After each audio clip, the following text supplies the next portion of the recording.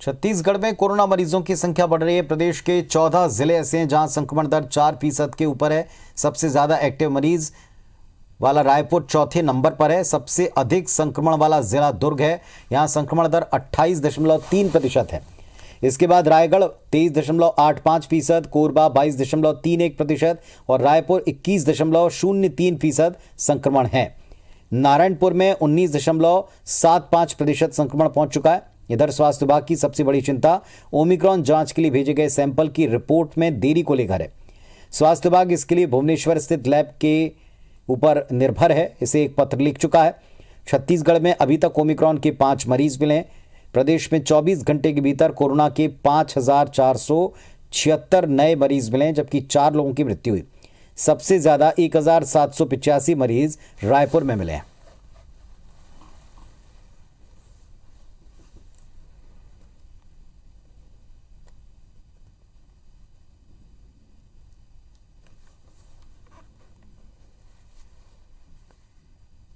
और इस वक्त हमारे दो सहयोगी हमारे साथ में जुड़ रहे हैं अपडेट के लिए। विनय वर्मा जुड़े रायपुर से और नवीन सिंह जुड़े भोपाल से। भोपाल चलेंगे नवीन के पास। नवीन, जो वहां स्थिति है किस तरह से इसको आप देखते हैं, क्योंकि लगातार डॉक्टर्स का कहना है कि आने वाले समय में ये मरीज और भी बढ़ सकते हैं।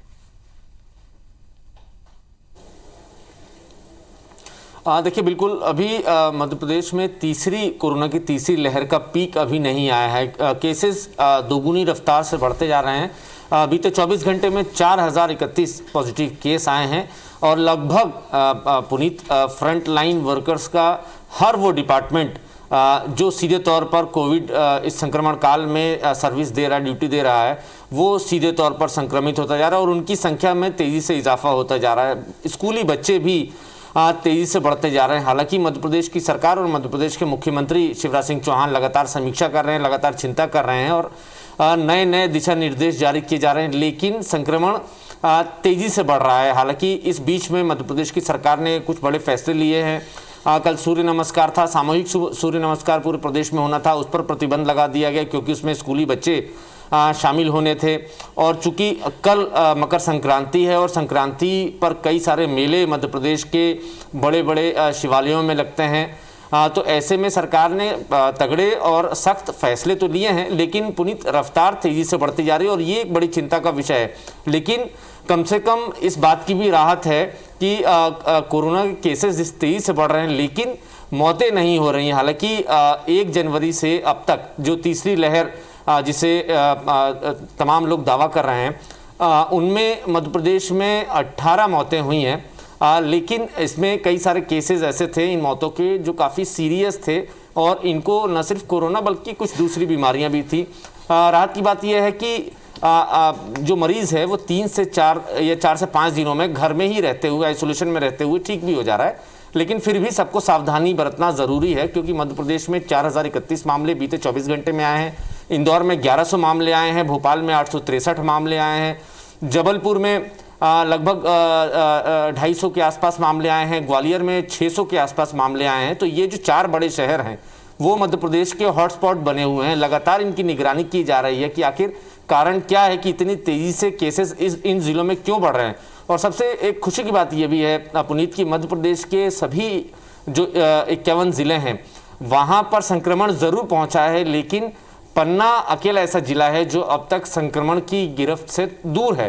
वहाँ पर केसेस न के बराबर हैं। तो ये बड़ी राहत की बात है। पन्ना जिला प्रशासन ने जिस तरीके से कोविड का मैनेजमेंट किया है वो काबिले तारीफ है। हालांकि आज मुख्यमंत्री शिवराज सिंह चौहान समीक्षा करेंगे और आज ये भी खबर मिली है कि प्रधानमंत्री नरेंद्र मोदी भी देश के सभी राज्यों के मुख्यमंत्रियों से बातचीत करेंगे और आगे क्या किया जा सकता है, कैसे इस चेन को ब्रेक किया जा सकता है, इस पर भी चर्चा होगी। बूस्टर डोज लगने की शुरुआत हो चुकी है 60+ लोगों को, तो ये उम्मीद की जा रही है पुनीत कि जल्द ही सभी स्थितियां काबू में आ जाएंगी। मध्य प्रदेश की सरकार ही नहीं, आम आदमी, सिविल सोसाइटी के हर वो जानकार लोग जो इस बीमारी से दो चार हो चुके हैं या जिसने इसकी भयावहता देखी है, तो वो बार बार ये अपील कर रहा है कि अभी भी मौका है, सभी मास्क लगाएं, हाथों को धोएं और प्रॉपर डिस्टेंसिंग को फॉलो करते हुए जो कोरोना की जो सभी गाइडलाइन है उसको उसके मुताबिक चलें, ताकि तीसरी लहर का जो पीक आना है वो कम से कम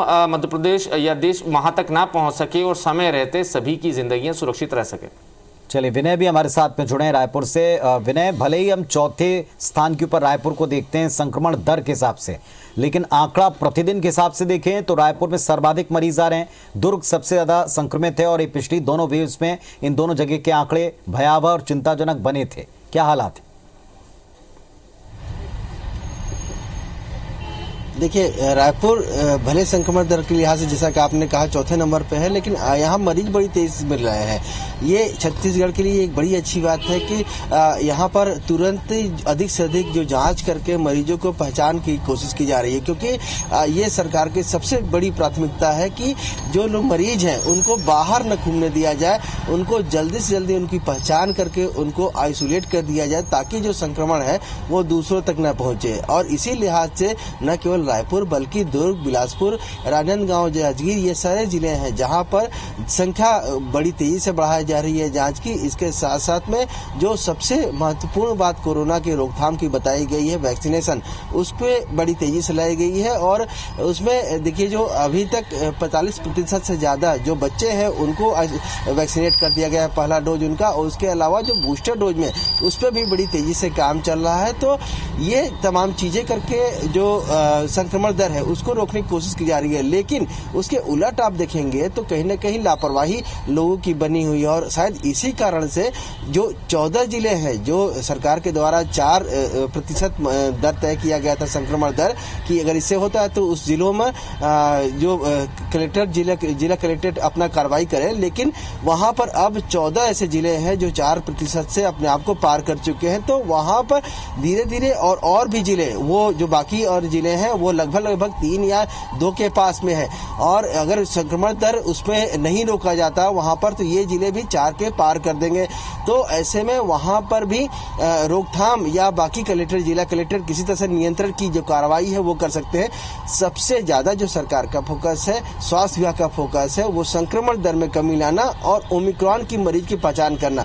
लेकिन ये न केवल छत्तीसगढ़ के लिए बल्कि मध्य प्रदेश और तमाम जो राज्य हैं उनकी यही समस्या है कि ओमिक्रॉन के लिए जो जांच रिपोर्ट भेजी जा रही है, जो सैंपल भेजा रहे हैं, उनकी जांच रिपोर्ट आने में लंबा समय लग जा रहा है। और ऐसे में कई मरीज स्वस्थ हो जा रहे हैं और कई मरीज जो बाहर घूम रहे हैं और लोगों को संक्रमित कर रहे हैं। तो ऐसे में जल्दी से जल्दी केंद्र सरकार को भी ये चाहिए कि जो ओमिक्रॉन की जो जांच की जो लैब है उसको अपडेट करें और अधिक से अधिक संख्या में, जैसे जो स्वास्थ्य विभाग ने ये कहा था कि रायपुर में एम्स में जो इसमें स्टार्ट कर दिया जाए, रायपुर मेकाहारा में टेक्निकल और फाइनेंशियल सपोर्ट देकर के यहाँ शुरू किया, ताकि यहाँ पर न केवल छत्तीसगढ़ के लेकिन अन्य राज्यों की भी जांच यहाँ पर शुरू की जाए, ताकि छत्तीसगढ़ को जल्दी से जल्दी ओमिक्रॉन और बाकी जो वेरिएंट है उनकी रिपोर्ट जल्दी से मिल सके और उस पर आगे की जो स्वास्थ्य विभाग है इलाज और आइसोलेशन की प्रक्रिया तेजी से कर सके। बहुत शुक्रिया आप दोनों का इस पूरे अपडेट के लिए। तो जैसे